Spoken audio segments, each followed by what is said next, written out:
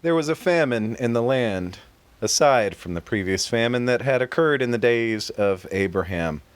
And Isaac went to Abimelech, king of the Philistines, in Gerar. The Lord had appeared to him and said, "Do not go down to Egypt. Stay in the land which I point out to you. Reside in this land, and I will be with you and bless you. I will assign all these lands to you and to your heirs, fulfilling the oath that I swore to your father Abraham. I will make your heirs as numerous as the stars of heaven, and assign to your heirs all these lands, so that all the nations of the earth shall bless themselves by your heirs, inasmuch as Abraham obeyed me and kept my charge, my commandments, my laws, and my teachings." So Isaac stayed in Gerar. When the men of the place asked him about his wife, he said, "She's my sister." For he was afraid to say my wife, thinking, "The men of this place might kill me on account of Rebekah, for she is beautiful." When some time had passed, Abimelech, king of the Philistines, looking out of the window, saw Isaac fondling his wife Rebekah.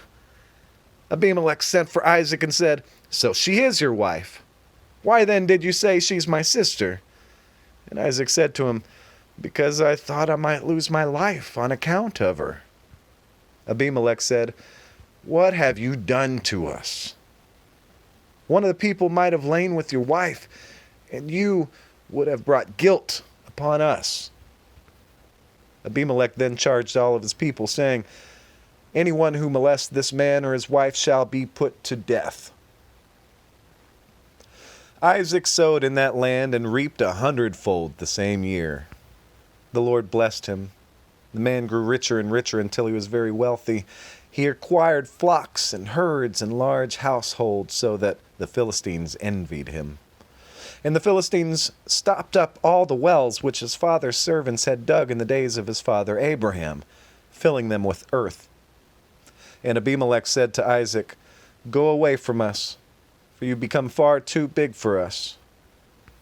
So Isaac departed from there and encamped in the wadi of Gerar, where he settled. Isaac dug anew the wells which had been dug in the days of his father Abraham, and which the Philistines had stopped up after Abraham's death. And he gave them the same names that his father had given them.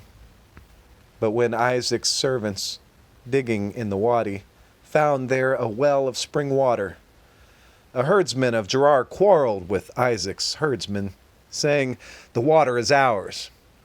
He named that well Esek, because they contended with him. And when they dug another well, they disputed over that one also. So he named it Sitnah. He moved from there and dug yet another well, and they did not quarrel over it. So he called it Rehoboth, saying, "Now at last the Lord has granted us ample space to increase in the land." From there he went up to Beersheba. That night the Lord appeared to him and said, "I am the God of your father Abraham. Fear not, for I am with you. I will bless you and increase your offspring for the sake of my servant Abraham." So he built an altar there and invoked the Lord by name. Isaac pitched his tent there, and his servants started digging a well. And Abimelech came to him from Gerar with Ahuzzath, his counselor, and Pekol, the chief of his troops. Isaac said to them, "Why have you come to me, seeing that you've been hostile to me and have driven me away from you?" And they said, "We now see plainly that the Lord has been with you, and we thought, let there be a sworn treaty between our two parties, between you and us.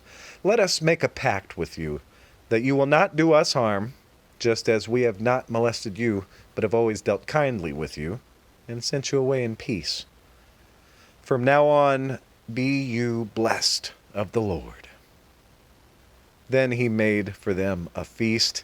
They ate and they drank.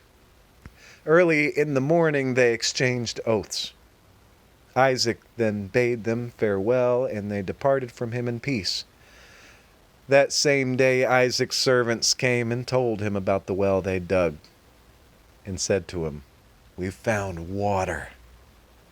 He named it Sheba.